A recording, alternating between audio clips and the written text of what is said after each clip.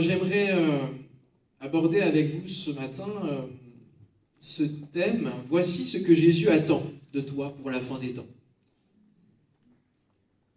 Il y a des attentes. On est dans un temps bien particulier, vous le sentez, vous le voyez. Il suffit d'allumer la télé, mais même, je trouve, dans l'air, il y a quelque chose d'électrique. Ça monte de partout. La tension est bien présente. Et nous sommes dans les temps de la fin. Il ne faut pas se leurrer, il ne faut pas croire qu'on va encore être sur Terre pendant 150 ans. Le Seigneur revient bientôt. Et il nous demande d'avoir une attitude, une position. Ce n'est pas juste d'attendre, d'être un beau chrétien, de lire la Bible chaque jour, de faire notre devoir, entre guillemets. Non, il y a une attente, il y a une attitude. Et finalement, ces temps de la fin ressemblent, dira Jésus, à d'autres temps qui ont déjà été, notamment ceux de Noé. Parce qu'il y avait une fin là du monde que Dieu avait posée avec le déluge. Et donc nous allons nous intéresser ce matin justement à l'exemple de Noé et tirer 3 attentes que Jésus a vis-à-vis de nous dans l'exemple de Noé. Et on va ouvrir donc dans l'épître aux Hébreux, au chapitre 11, épître aux Hébreux, chapitre 11, verset 7. Vous connaissez bien ce chapitre, on l'appelle le chapitre de quoi ? De la foi. Héros de la foi, en effet. Hébreux 11, 7. Alors on va se focaliser sur un héros.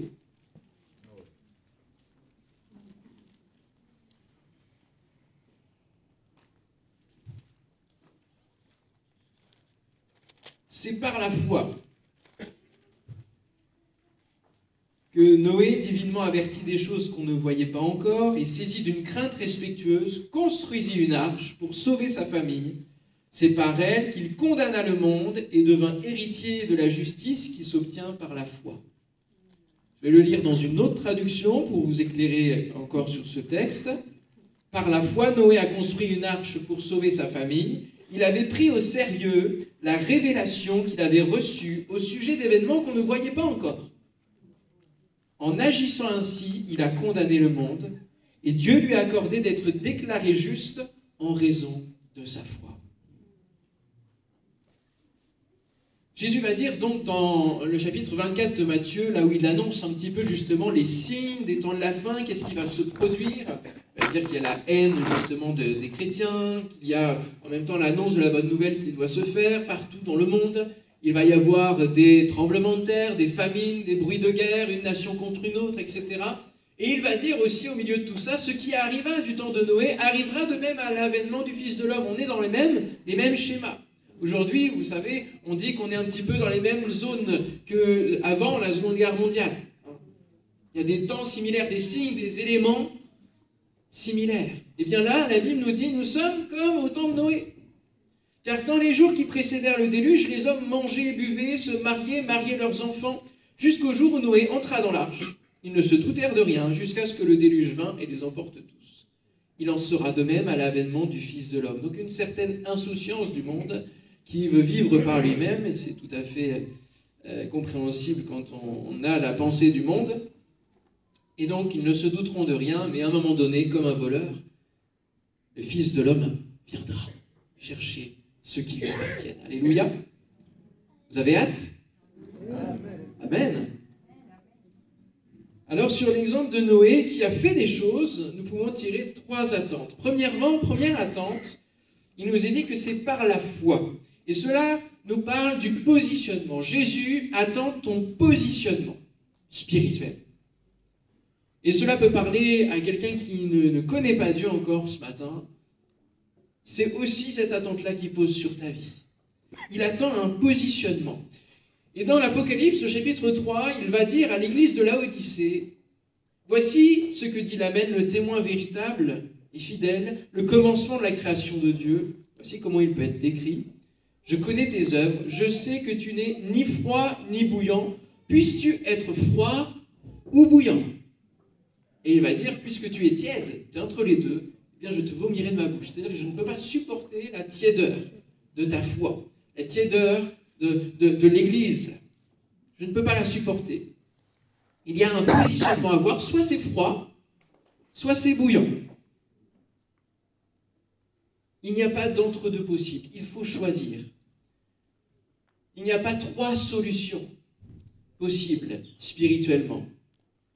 On pourrait s'attendre à ce que tiède, ça passe, ce soit encore sympa, c'est dans la moyenne. Hein. Moi, je me souviens quand j'avais des notes voilà, au-dessus de 10 jusqu'à 13, ça me satisfaisait bien, vous voyez, sachant que j'aurais pu faire plus. Jésus, justement, attend que ce soit l'un ou l'autre. Il ne veut pas de moyenne. Il veut soit du tout froid, soit du bouillant dans notre vie spirituelle. La tiédeur et ce mélange, et le mélange, Jésus n'en veut pas. Sur le plan spirituel, il n'y a pas d'entre-deux. Soit c'est la vie, soit c'est la mort. Il n'y a pas d'entre-deux. Soit c'est le froid ou le bouillant, soit c'est la vie par la chair, selon la chair, soit c'est la vie selon l'esprit. Il nous est dit que les deux ne peuvent pas se mélanger. Ils se combattent, justement. Parce qu'il n'y a pas de lien entre les deux. Soit c'est la rébellion de Satan sous laquelle on est et que l'on suit, soit c'est la fidélité à Christ. Il n'y a pas d'entre-deux, il n'y a pas de purgatoire. La Bible n'en parle pas, au contraire, elle amène une certaine radicalité dans le positionnement. Soit tu es dans un camp, soit tu es dans l'autre. Tu ne peux pas être dans le no man's land, dans l'entre-deux. Ce n'est pas possible. Il faut choisir. Et ce qu'il y a de bien, c'est qu'il y a un choix. C'est-à-dire que Jésus nous laisse le choix. Soit de le rejeter, soit de l'accepter. Et ça, c'est toute la grandeur de notre Dieu. Et pourquoi il y a ce choix entre la vie éternelle, la perdition éternelle? Pourquoi il y a cette séparation? Eh bien, il faut voir l'image d'une balance. Une balance, elle est utile avec les deux plateaux. Elle est utile avec les deux plateaux. Et il y a besoin, certes, elle sert à faire l'équilibre, mais c'est la véritable justice que d'avoir les deux plateaux. Et les deux plateaux, à un moment donné, la balance doit pencher d'un côté ou de l'autre en fonction de ce qui est le plus lourd. Qu'est-ce qui pèse dans ta vie? Qu'est-ce qui est important dans ta vie? On aurait la tentation, justement, de se dire il faut chercher l'équilibre entre ma foi et en même temps le témoignage que je dois porter, d'être quand même plutôt respectable aux yeux du monde, vous voyez? On aurait cette tentation-là d'avoir une vie chrétienne, une pensée chrétienne, une démarche, une manière d'être qui plaît à la fois à Dieu et à la fois au monde. Mais ce n'est pas possible. Jésus nous demande d'aller plus loin. Jésus attend que nous allions plus loin dans notre positionnement. Il n'attend pas juste que nous ayons une pensée chrétienne qui peut être servie sur une table des discussions avec d'autres idéologies que nous pourrions potentiellement accepter, avec lesquelles nous pourrions potentiellement faire affaire. Comme d'autres religions peuvent conquérir du territoire en annexant quelque part les idéologies, les croyances qui sont déjà établies, mais en les englobant. Jésus n'est pas comme cela. Et la vie chrétienne ne peut pas être comme cela. Il y a besoin de se positionner de manière entière. Soit tu penches dans la balance d'un côté, soit de l'autre. Nous n'hériterons pas, et heureusement, d'un ciel où il y aura beaucoup de bonté de Dieu, et puis un petit peu de la méchanceté qui vient de la rébellion du diable. Ce n'est pas possible, parce que nous serions dans une même réalité qui nous amènerait aux mêmes conséquences de l'état de notre monde actuel, terrestre.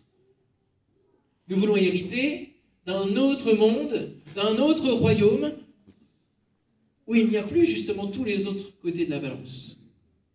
Où il n'y a plus la méchanceté, où il n'y a plus l'injustice, où il n'y a plus la violence, où il n'y a plus tout ce qui est subi aujourd'hui par tellement de gens innocents, où il n'y a plus le crime, où il n'y a plus la corruption même.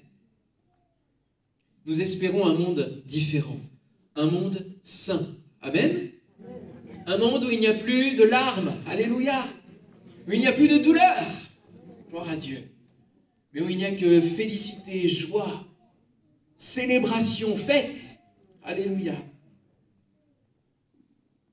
Et l'apôtre Pierre de dire, mais nous attendons selon sa promesse de nouveaux cieux et une nouvelle terre où la justice habitera. Lorsque nous voyons les injustices dans ce monde, lorsque nous subissons nous-mêmes des injustices, et que nous voyons que la justice peut-être humaine que nous sollicitons ne fait pas le travail parce que elle n'a pas tous les tenants, les aboutissants, et puis elle a sa vision humaine, nous aspirons à une justice véritable. Eh bien, ce sera le cas pour ce monde qui nous attend. Alléluia, ou que nous attendons comme vous voulez. Jésus attend de nous des choses et nous attendons aussi des choses pour l'éternité. Nous avons donc le choix de prendre la voie que nous voulons, soit la mort, soit la vie, mais il faut savoir qu'il y a des conséquences derrière. Pour ça que Dieu pousse dans Deutéronome, il va pousser le curseur sur la vie, il va dire « J'en prends aujourd'hui à témoin contre vous le ciel et la terre ». Cet après-midi, c'est un temps de baptême, et on évoque en général que le baptême est la confession publique de la foi, de la conversion qui s'est faite à l'intérieur, en privé. Là, on vient devant les hommes dire je crois en Jésus. Je proclame cela devant les hommes, devant Satan, devant tout le monde, de manière publique. Eh bien, Dieu lui aussi prend parfois des choses de manière publique. J'en prends aujourd'hui à témoin contre vous le ciel et la terre. J'ai mis devant toi la vie et la mort, la bénédiction et la malédiction. Choisis la vie afin que tu vives, toi et ta postérité. Quand il prend à témoin le ciel et la terre, c'est pour nous dire que quand nous arriverons au moment du jugement final, tous, nous comparaîtrons, nous ne pourrons pas dire que nous ne savions pas. Nous ne pourrons pas dire que nous ne savions pas. À la fois les deux possibilités et à la fois les conséquences qu'elles engendrent. Nous avons la possibilité donc de choisir le froid, de choisir la rébellion. Dieu ne nous force pas, il nous invite. Aussi fou que ça puisse être. Et justement, c'est un Dieu fou peut-être dans lequel nous croyons et qui nous demande d'exprimer notre foi par la foi. C'est le positionnement de Noé. Et Noé a construit une arche contre toute logique humaine.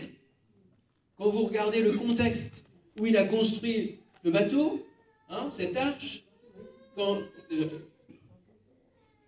la Bible ne nous le dit pas, mais il y a dû y avoir des moqueries, il a dû en entendre des choses. C'est un projet fou. Personne d'autre ne suivait Dieu. Il devait passer pour un illuminé. Et avec sa femme, ses enfants, il devait assumer ce projet. Et ce n'était pas un petit bateau. Combien de mètres de long faisait l'arche de Noé? Est-ce que quelqu'un sait ici? 100, 300.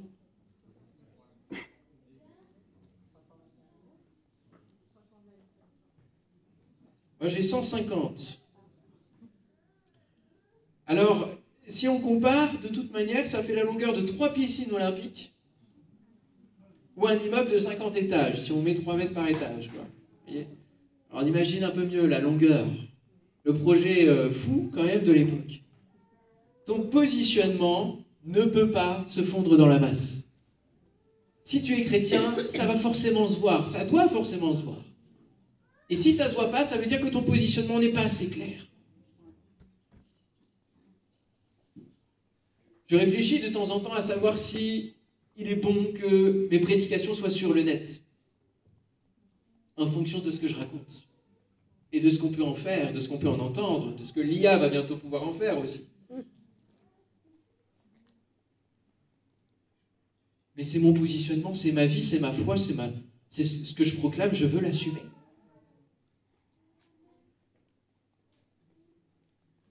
Ta foi qui fait la différence dans un monde qui ne cherche plus Dieu ou qui cherche tout ce que Dieu peut apporter mais sans Dieu dans l'équation. Alors tu peux passer pour un fou, un illuminé, de croire en la Bible, encore ce vieux livre-là, de croire que Jésus crucifié il y a 2000 ans peut te sauver, peut te donner une vie éternelle, de croire dans Noé et le déluge, de croire dans Adam et Ève. Tu crois en ça? Sérieux? Oui, je le crois. Alléluia. Tiens ta position, assume Parce que Jésus, lui, il assumera aussi au moment où il faudra. Évangile de Luc, Jésus dit, « Je vous le dis, quiconque me confessera devant les hommes. » Et il y en a qui vont confesser devant les hommes cet après-midi. « Le Fils de l'homme le confessera aussi devant les anges de Dieu. Mais celui qui me reniera devant les hommes sera renié devant les anges de Dieu. » Ce n'est donc pas une foi dénuée de tout raisonnement qui est appelée, même si elle semble folle aux yeux du monde. Elle est sage aux yeux de Dieu. C'est une foi qui se base sur la parole de Dieu. C'est une foi qui est agissante. C'est une foi qui... C'est pas de l'inconscience. Mais il faut que cette foi soit basée sur ce que Dieu te dit. Sur la parole de Dieu, c'est le fondement. Alors on va voir cela. Deuxièmement, après le positionnement qui est attendu par Jésus, pour voir que Noé dit, il est dit de Noé qu'il avait pris au sérieux la révélation reçue. C'est ça la parole, la révélation reçue. Et cela nous parle de la relation. Jésus attend une relation. Par la foi, Noé a construit une arche pour sauver sa famille. Il avait pris au sérieux la révélation qu'il avait reçue au sujet d'événements qu'on ne voyait pas encore. La foi, c'est une marche. Ce n'est pas juste une déclaration, c'est une marche avec Dieu. La Bible nous dit que Noé marchait avec Dieu. C'est ça qui faisait la différence. Non seulement l'arche qui a été construite, qui était visible, faisait la différence dans son positionnement, mais Noé marchait avec Dieu. Et donc toute sa vie était dans le même sens que Dieu. Et que ce que Dieu voulait. Ce n'était pas un homme à qui Dieu avait donné un jour une révélation comme cela. Parce qu'il lui semblait sympathique. Oh, celui-là, il a l'air sympa, je vais lui donner 2-3 trucs en plus que les autres. Non, non, non, non. Il y a une relation qui est là. Noé est connu de Dieu. Comme Job était connu de Dieu. Pour sa fidélité, pour sa ténacité à rester en Dieu, malgré toutes circonstances. Es-tu connu de Dieu? Depuis le conseil là-haut qui se réunit, est-ce qu'on parle de toi? Est-ce qu'on parle de ta fidélité? Ou est-ce qu'on parle de ta tiédeur?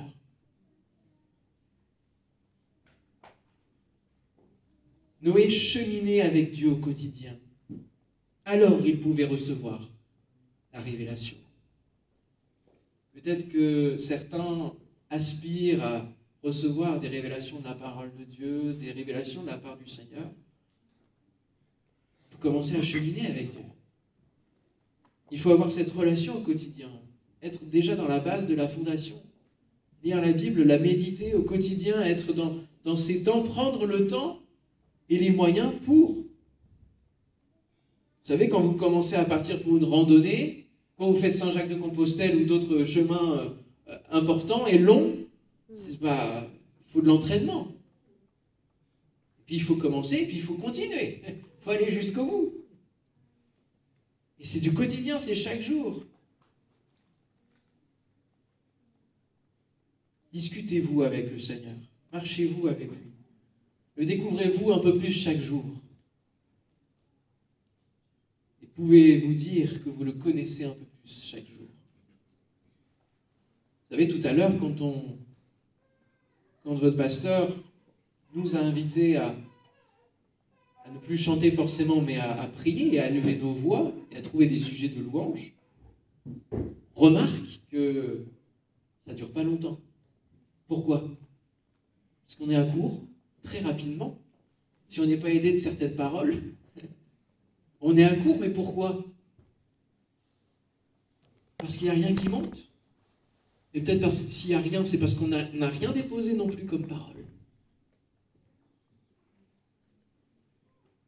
Connaître le Seigneur, découvrir des facettes de qui il est. Vous l'avez vu, en un seul verset, Apocalypse 3, il est l'Amen. Il est le témoin fidèle et véritable. Il est le commencement de la création de Dieu. Vous voyez, en un verset, vous avez 3 déjà choses à méditer là, qui vont vous donner l'ampleur de qui est Dieu. Puis il y en a plein d'autres à trouver et qu'on doit garder à l'intérieur pour qu'ensuite on le loue en disant « Oui, tu es l'alpha et l'oméga. Tu es le début de la création, etc., etc. Alors n'abandonnez pas votre assurance, n'abandonnez pas la marche. Hébreux 10, à laquelle est attachée une grande rémunération, car vous avez besoin de persévérance. La foi a besoin de votre persévérance, mon frère, ma sœur. Ne t'arrête pas en chemin, ne t'arrête pas, afin qu'après avoir accompli la volonté de Dieu, vous obteniez ce qui vous est promis. Alléluia. Encore un peu de temps, celui qui doit venir viendra et il ne tardera pas. Et mon juste vivra par la foi. En attendant que Christ revienne, je vis par la foi. Parce que quand j'arriverai dans le ciel, il n'y aura pas besoin de la foi, il sera en face de moi. Alléluia. La foi, c'est pour maintenant. C'est maintenant qu'il faut l'exprimer, c'est maintenant qu'il faut la cultiver. C'est maintenant qu'il faut la vivre, la muscler. Alléluia. C'est maintenant qu'il faut la rendre agissante au travers de ma vie, de mes paroles, de mes œuvres. Mon juste vivra par la foi, mais s'il se retire, mon âme ne prend pas plaisir en lui. Nous ne sommes pas de ceux qui se retirent pour se perdre, mais de ceux qui ont la foi pour sauver leur âme. Alléluia. Ta foi, c'est déjà un début de la construction de l'arche. C'est un positionnement, mais c'est aussi le début, ce qui va t'aider à construire l'arche. Ta foi. Ne vous retirez pas de cette foi, du chemin et du cheminement de la foi. Ne vous retirez pas. Ne vous cachez pas derrière un buisson, comme Adam et Ève. Mais revenez. Si Adam et Ève avaient réagi différemment, et s'étaient dit, Dieu arrive, nous sommes nus, nous avons une connaissance là que nous ne maîtrisons pas, la connaissance du bien et du mal. Et s'ils étaient sortis du buisson, qu'ils s'étaient agenouillés devant le Seigneur, ils avaient dit, Seigneur, pardonne-nous, restaure-nous, donne-nous de retrouver le chemin du jardin d'Éden. En tout cas, d'y rester avant d'être chassés. N'aurions pas à combattre aujourd'hui, ils auraient fait le travail. Alors aujourd'hui, nous devons rester dans le chemin de la foi. Nous ne devons pas nous retirer, mais accepter cette aventure de la foi avec le Seigneur, où c'est lui qui connaît le chemin parce qu'il est le chemin, alléluia. Et il va nous indiquer les choix à faire, il va nous transformer, il va nous parler sur le chemin, il va nous soutenir sur le chemin, alléluia. La foi. Jésus attend cette relation. Celui qui doit s'approcher de Dieu, il doit s'approcher avec foi, sinon il ne peut pas être agréable, il ne peut pas accéder à Dieu. Alors croire, c'est prendre Dieu au sérieux. Alléluia. Ils se dirent l'un à l'autre sur le chemin, notre cœur ne brûlait-il pas au-dedans de nous lorsqu'il nous parlait en chemin et nous expliquait les Écritures? Tu peux devenir bouillant que si tu laisses Jésus t'expliquer les Écritures et que tu es sur le chemin de la foi. Que tu mets ta foi dans la parole de Dieu que tu lis chaque jour. Le prophète indique que Dieu veut vous révéler, Dieu veut nous révéler des choses cachées que nous ne connaissons pas. Dieu tient en réserve une part de révélation pour celui qui veut bien prendre le temps de la recevoir, de l'accepter.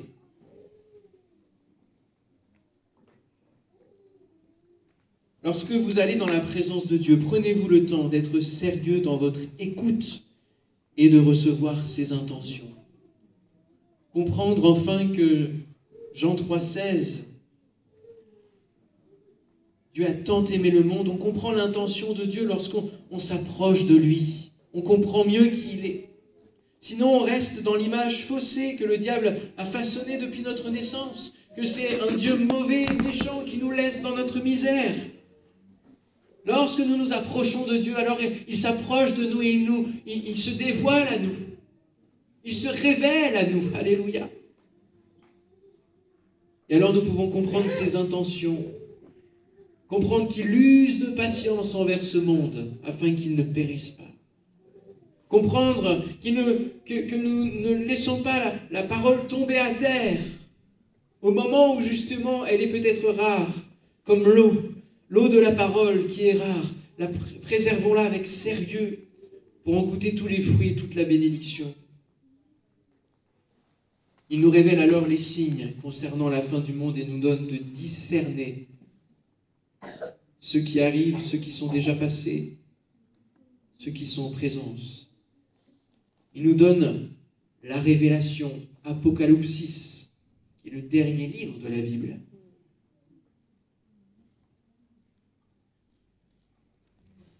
Luc chapitre 10, verset 21, en ce moment même, Jésus tressaillit de joie par le Saint-Esprit et il dit « Je te loue, Père, Seigneur du ciel et de la terre, de ce que tu as caché ces choses aux sages et aux intelligents et de ce que tu les as révélées aux enfants. » As-tu la foi d'un enfant pour recevoir la révélation de ton Père?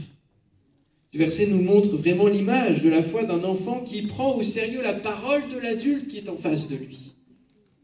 Son père, sa mère, mais aussi son professeur et bien d'autres.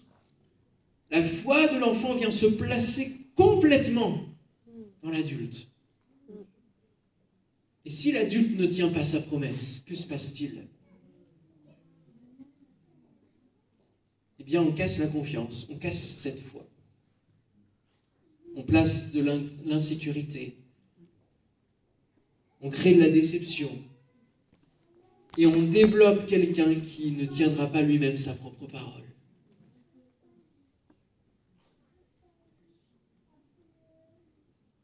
Puissions-nous avoir cette foi d'un enfant, de dire « Seigneur, je place complètement, je ne veux pas émettre quelconque doute sur ce que tu me dis dans ta parole. Aucun doute sur ce que tu as écrit, sur l'inspiration de l'Esprit, de la parole de Dieu. Ce que tu me dis, je veux le croire, je veux le saisir entièrement, sans rien laisser tomber, et je veux le vivre. Alléluia. » Noé a pris Dieu au sérieux sur la révélation qu'il a reçue. Qu'as-tu reçu comme direction, comme appel à servir ton Dieu, comme projet, comme œuvre particulière qui ressemblerait peut-être à une arche, à quelque chose de complètement fou, où tu te dis, oh là là là, je ne vais pas aller sur ce terrain-là. Seigneur, qu'est-ce que tu me demandes? C'est impossible. Ça demande trop d'audace, ça demande trop d'engagement, ça demande trop d'assumer. Peut-être que c'est écrire à quelqu'un. Enfin, il y a tellement de choses que le Seigneur nous demande, dans les moindres détails, mais aussi parfois des choses plus grandes. Nous ne comprenons pas pourquoi le Seigneur nous demande de telles choses. Et c'est là qu'intervient la notion d'obéissance. Moi, je me souviens, j'avais entendu parler que quelqu'un dans le village de mes parents avait été malade et avait perdu aussi son épouse. Voilà, a fait plein de difficultés dans sa vie qui se sont accumulées et j'ai eu à cœur de lui écrire. Ce monsieur ne me connaissait que de nom parce qu'il connaissait mes parents, mais pas moi. Je lui ai écrit un courrier, je me suis dit, mais qu'est-ce que je fais? Seigneur, pourquoi tu m'inspires ça? Et je lui ai écrit tout simplement en lui présentant l'évangile. Et je lui ai envoyé. Je n'ai pas eu de retour depuis. Et je ne sais pas quel est le choix de cet homme, mais il a eu la bonne nouvelle entre ses mains. Laisse-toi conduire sur ce que Dieu t'inspire. Amen, amen. Et après, il fera l'œuvre. Amen. Mais il faut que tu commences à rendre ta foi agissante et à obéir à ce que Dieu te demande de faire. Tant que tu résistes à ce qu'il te demande de faire, il ne pourra pas te révéler plus de qui il est. Parce que tu es arrêté, bloqué sur le chemin. Amen. Prends au sérieux la révélation. Et fais-le sérieusement ensuite. Noé a construit. C'est la troisième attente que nous pouvons tirer. Noé a construit. Jésus attend notre action.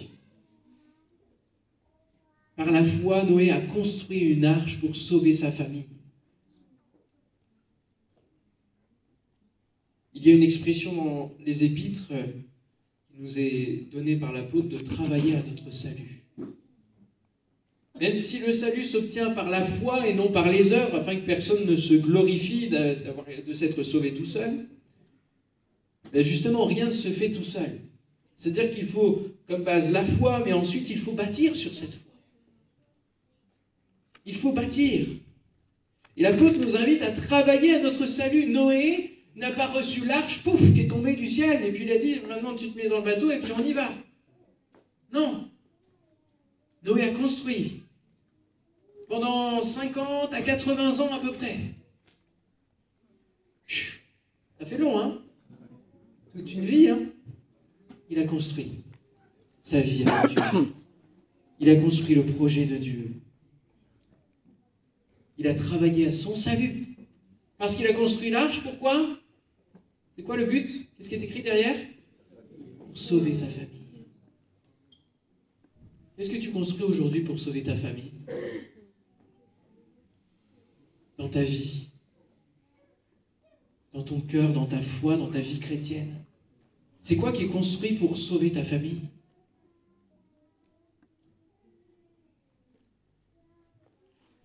Le peuple a construit le tabernacle et ensuite le temple. C'est pas Dieu qui l'a posé comme ça, même si peut-être pour l'éternité, oui, la ville va arriver comme ça. C'est ce que la Bible nous dit. Mais ça, c'est un autre épisode. C'est plus tard, c'est à venir. En attendant, Dieu nous demande de construire, de bâtir. Ils ont amené les matériaux, et ils ont commencé à tisser, ils ont commencé à sculpter, ils ont commencé à planter, à installer, à bâtir. Dieu nous demande notre part à faire. Ils ont construit, ils ont posé l'arche de l'Alliance, une autre arche, symbole de la présence de Dieu au milieu du peuple. Qu'est-ce que nous venons faire à l'Église? Est-ce que nous venons juste chercher notre part de bénédiction? Ou est-ce que nous venons apporter au Seigneur la part qui lui revient pour construire la présence de Dieu ici-bas, au milieu de son peuple, afin qu'il se révèle encore plus? Qu'est-ce que nous apportons? Quels sont les dons et les talents que Dieu a mis en nous et que nous mettons en œuvre?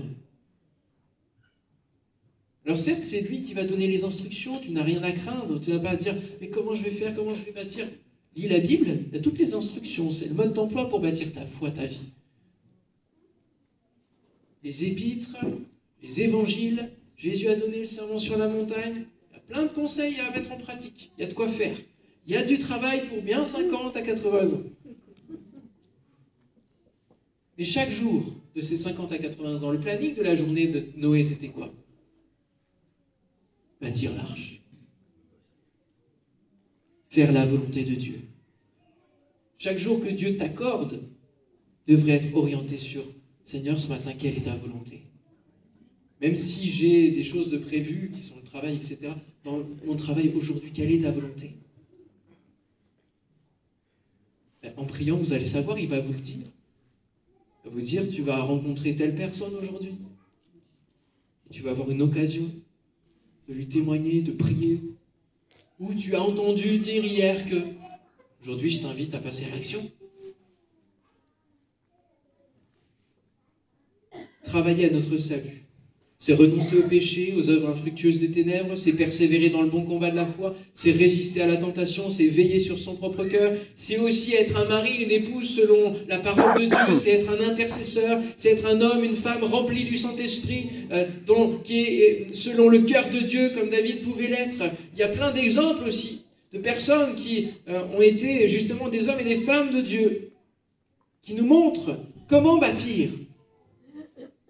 Il nous montre les conséquences du positionnement. Regardez Daniel, il s'est positionné en plein cœur de Babylone. Il était différent, il y avait ensuite une relation. C'était bâti sur une relation. Il ouvrait 3 fois par jour, il venait prier son Dieu. Et les conséquences, c'est que dans l'action, dans le faire, dans les défis qui venaient devant lui, il a su être selon Dieu. Il a su tenir bon sous la pression. Est-ce que tu bâtis assez fort pour que les vagues, les vents qui vont passer sur ta vie puissent ne rien faire? Est-ce que tu es assez solide? Est-ce que tu t'es travaillé à ton salut? Travailler à son salut, c'est développer le fruit de l'esprit. Il est tout autour de votre salle.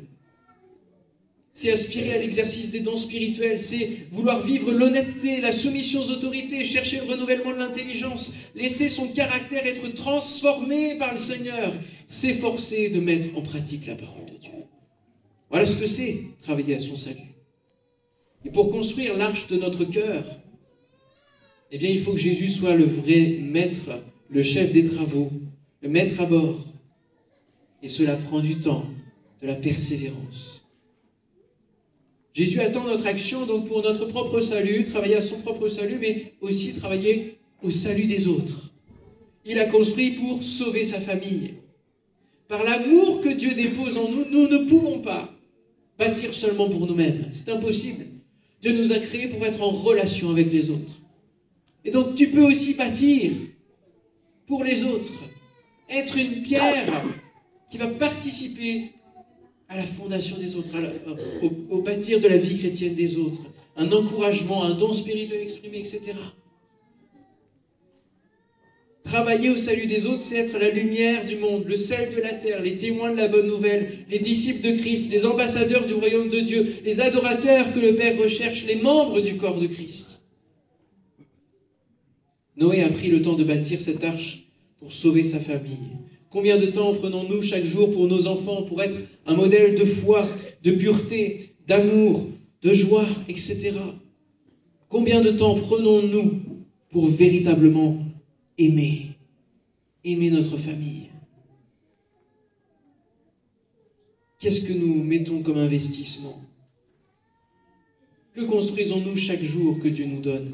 Quel est le résultat effectif aux yeux de Dieu de chacune de tes journées? Que produit l'amour divin en toi? Parce qu'il reste 3 choses, la foi, l'espérance et l'amour. Mais la plus grande d'entre elles, c'est l'amour. C'est cela qui va rester, c'est tes œuvres d'amour qui vont être passées au jugement. Par ta foi, tu vas passer au travers du jugement quant au salut, puisque tu vas être sauvé. Mais les œuvres, elles, d'amour, est-ce que ta foi sera animée par l'amour? Que va-t-il rester à la fin de ta vie? J'aimerais lire avec vous, si vous voulez bien venir avec moi, dans l'évangile de Luc, chapitre 18. On va lire une parabole qui commence par la prière, qui finit par la foi. Luc, chapitre 18, verset 1er. J'espère que vous avez vos épées avec vous ce matin. Vous n'êtes pas venus sans armes, hein? Luc 18.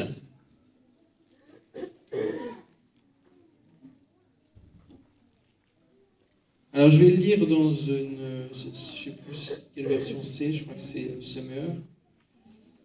Pour montrer qu'il est nécessaire de prier constamment, sans jamais se décourager. Jésus raconta à ses disciples la parabole suivante. Il y avait dans une ville un juge qui ne reverrait pas Dieu du tout et n'avait d'égard pour personne. Donc, vous voyez ce que ça donne comme résultat quand on ne s'approche pas de Dieu. Eh bien, on n'a pas d'égard non plus pour les autres. Il y avait aussi dans cette même ville une veuve qui venait constamment le trouver pour lui dire « Défends mon droit contre mon adversaire ».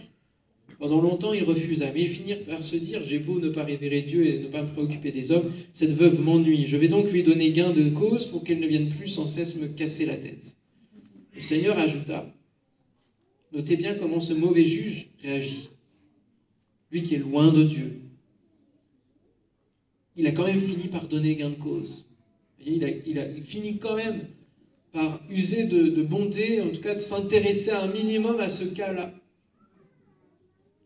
Alors pouvez-vous supposer que Dieu ne défendra pas le droit de ceux qu'il a choisis et qui crient à lui jour et nuit et qu'il tardera à leur venir en aide?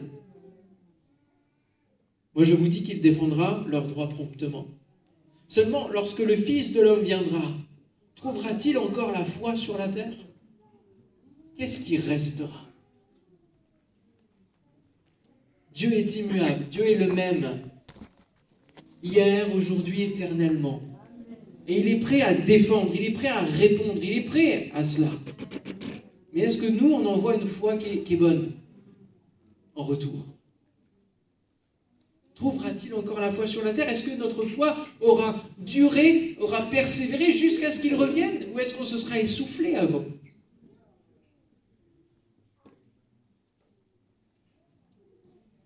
Travaillons à notre salut, au salut des autres.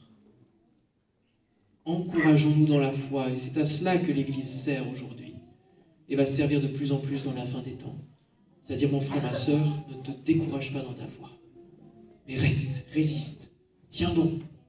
Les épîtres évoquent, alors même que déjà la persécution faisait rage dans l'Église fortement, évoquent d'avoir une foi ferme. Pas simplement une foi comme cela de paille, mais mais une foi ferme, solidement ancrée, qui fait que tu tiens dans l'adversité.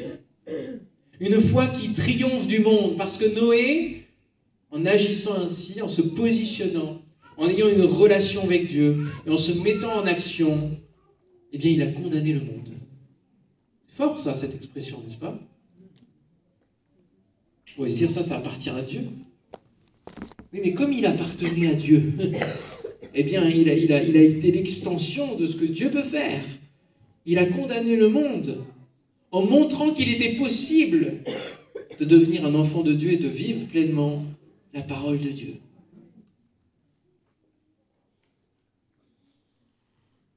Es-tu à contre-courant de l'esprit de ce monde? Et as-tu une foi qui triomphe du monde? Car aimer Dieu, c'est accomplir ses commandements. Ceux-ci d'ailleurs ne sont pas pénibles. Car tout ce qui est né de Dieu triomphe du monde. Parce que Dieu est au-dessus. Et oui. Et la victoire qui triomphe du monde, c'est notre foi. Qui en effet triomphe du monde? Celui-là seul qui croit que Jésus est le Fils de Dieu.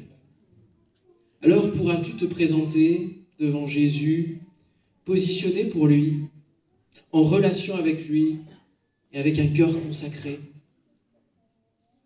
Je vous donne un petit devoir pour la semaine qui vient. 2 Pierre chapitre 3. Vous lisez tout le chapitre, c'est le résumé de ce que j'ai pu exposer là, sous d'autres formes, d'autres mots.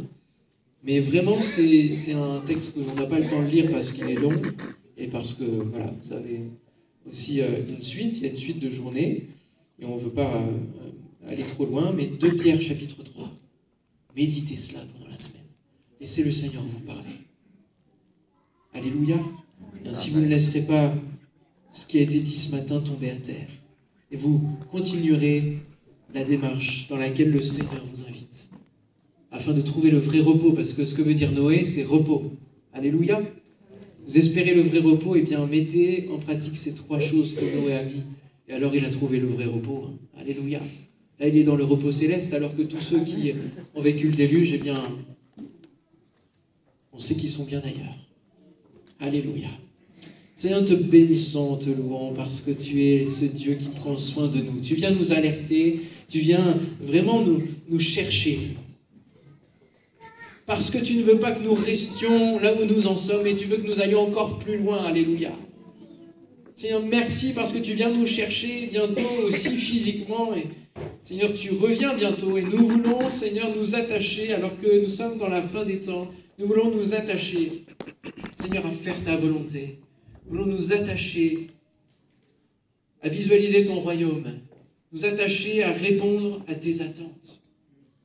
Seigneur, je te prie ce matin que chacun puisse répondre à l'invitation de la vie et non de la mort. Je prie, Seigneur, ce matin que tu puisses redonner à chacun d'être bouillant et non tiède et encore moins froid.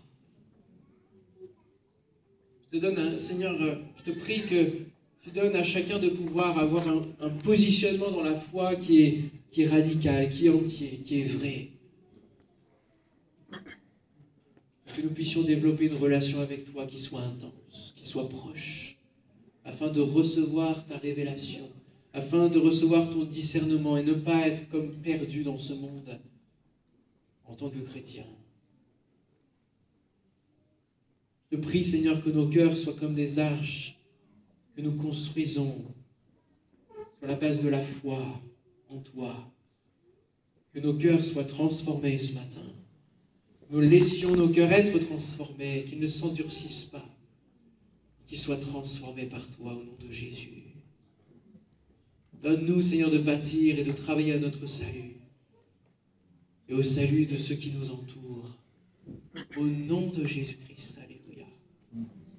Merci, Saint-Esprit, de faire ton œuvre maintenant dans nos cœurs, de poser ta parole maintenant dans nos cœurs, de retenir, Seigneur, ces principes que tu nous inculques ce matin, de les travailler tout au long de cette semaine, Seigneur, de nous inspirer, de nous imprégner, Seigneur, de ta parole, au nom de Jésus.